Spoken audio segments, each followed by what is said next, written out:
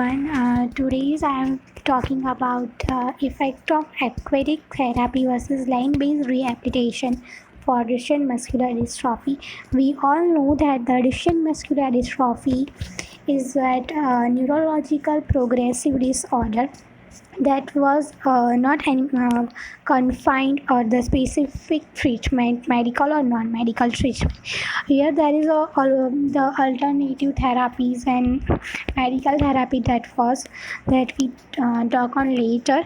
Here we are focusing on the aquatic therapy versus land-based rehabilitation.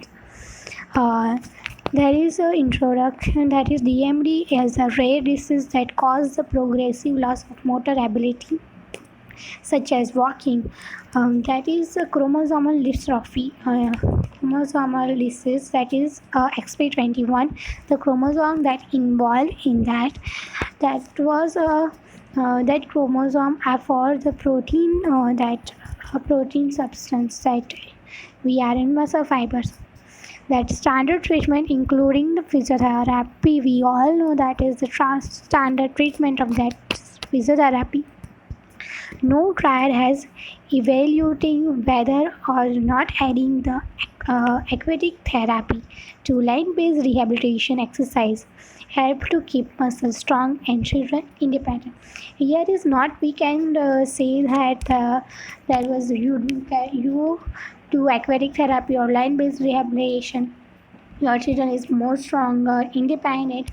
We are here for the prevention of diseases that improves the children quality of the life. The stages of DMD, there is the 5 stages of DMD. There's the first stage is the pre-symptomatic. Early stages of development, there may be no distinct sign of DMD. There is a family history because it is a chromosomal disorder that all we know that is symptom testing may be done determine who has DMD. The stage 2 early ambulatory stage. The DMD is typically diagnosed around age 5. Before age 5 that children is normal, that children is walking and all other normal activities. But symptoms may appear earlier sometimes that delays in early development milestones such as sitting, walking and or talking are often apparent.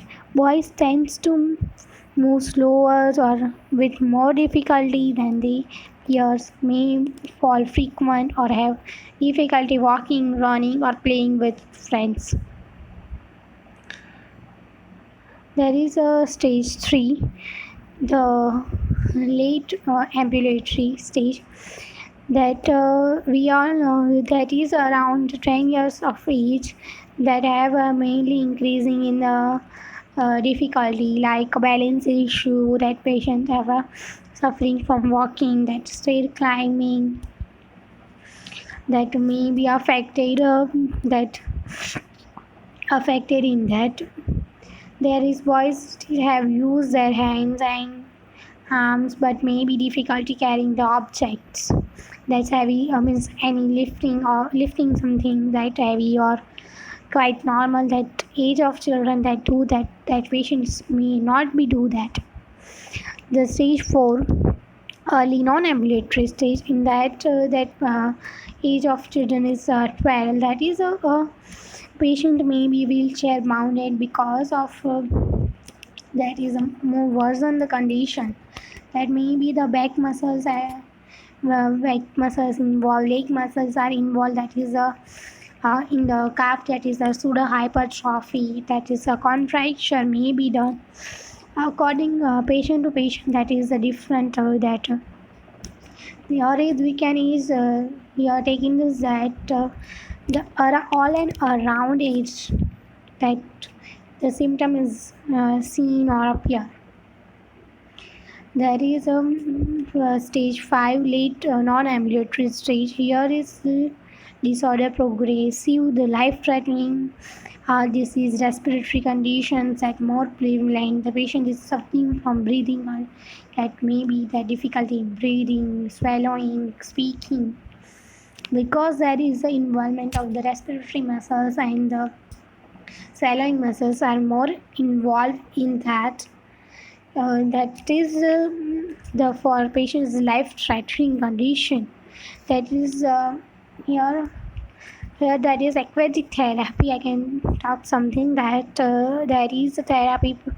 The program utilize the properties of water designed by the suitable quality of the physiotherapy specification and the individual to improve the function carried out by the opportunity training the persons and ideally and the purpose of built and the suitable heated hydrotherapy pool. Here we are doing that hydrotherapy because that is seen in small child. That is maybe that some certain time of period that maybe persons have a entirely broken and maybe depression because that water is that enjoying the person and that may be helpful to more involved in our therapy that is more work for the patient. Here our aim is to deliver some of the available treatment option to deal with it's accordingly because according that stages and the person to person which stage and how much affected in that is was affected. That's written that accordingly the objective here with the DM. It is a very rare condition, progressive in nature. We all know that is not any definite medical or non-medical cure. That is not the cure because there is no any medical or non-medical that you can take it and your children is normal. The chromosomal therapy was that is replacement of the chromosome that's are done, but there is evidence is very low in that. The condition is still research in that.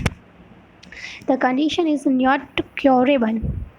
The effect of exercise have not yet been the studies adequately, hence aimed to be managed effectively. That is the DMD patient that management according to every area that is the different according that objective according that symptoms according that area and that the each and every type of require different sort of management. It will try to develop a feasible and the conceptual framework with the evidence-based therapeutic exercise approach.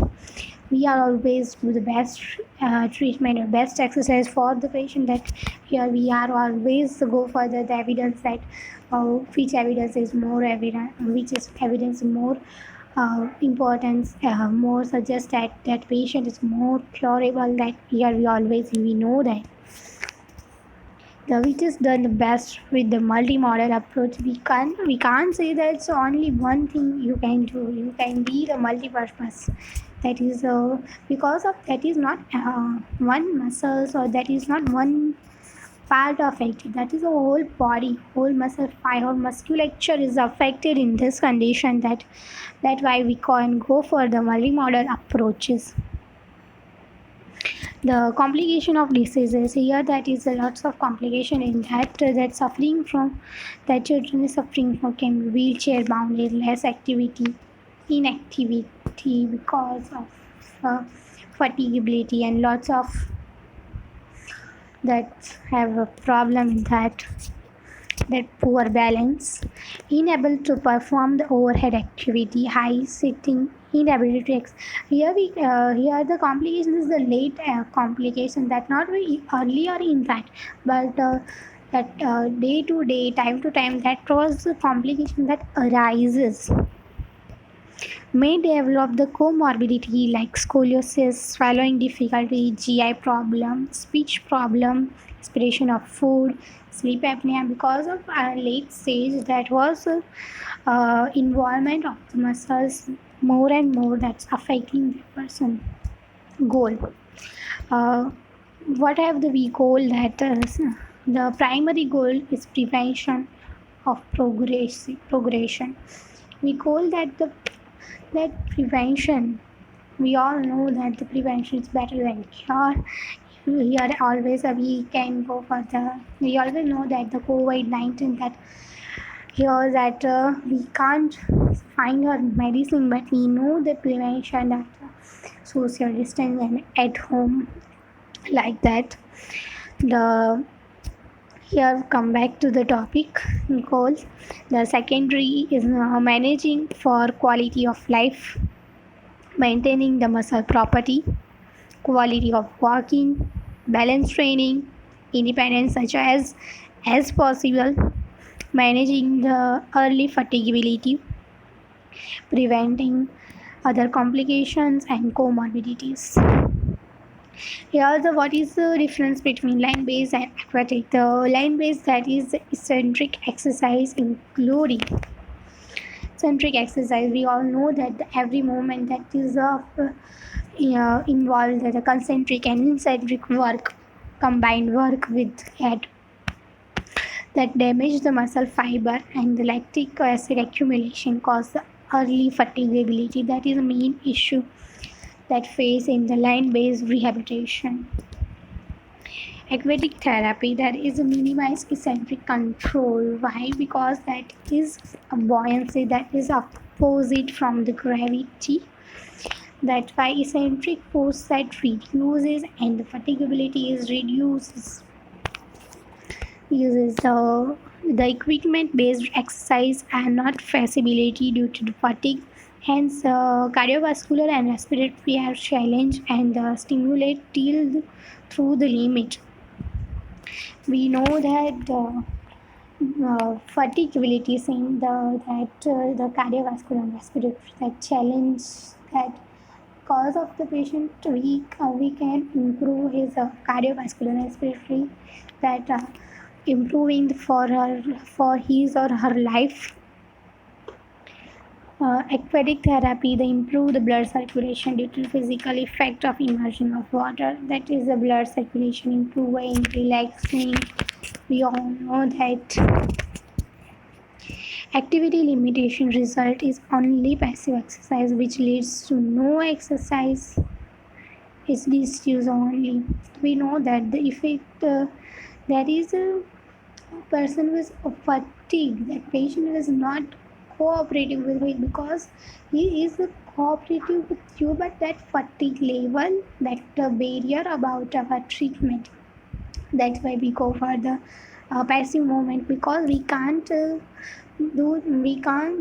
say that like contraction because of prevention of contraction, that not go into contraction, that is at least a functional range. In that we go for the passive range, but we always know that the passive size, this is no an active participants in observations. In aquatic therapy, the which physiological benefit of the immersion in water, some of modification activity are possible, which are the which can be used to target cardiovascular and respiratory endurance with exercise. And in water, that is help of forces and modification of exercise we can do in water, and that's affect the cardiovascular and respiratory endurance exercise. Gait training is cumbersome and the difficulty on the land due to use of equipment. Gait training is maybe help to improve the dynamic balance and ambulation. In aquatic and water, that is gait training, doing that we can do it for balances, different sort of exercises.